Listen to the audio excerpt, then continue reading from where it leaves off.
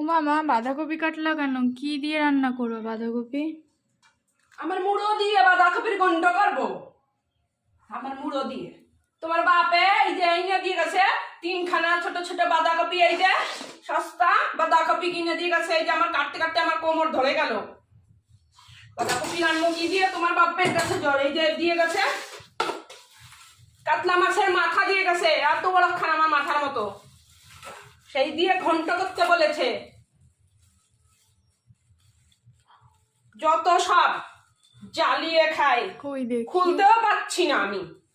আমার সারাদিন কাজ করতে করতে বাঁচি না, আবার মাথা কিনে দিয়ে গেছে কাতলা মাছের সে ঘন্ট খাবে। এই যে অনেক বড় তো। জ্যান্ত নাকি কাতলা মাছটা নাকি জ্যান্ত ছিল, সেই জ্যান্ত মাছের মাথা সে কত বড় দেখ।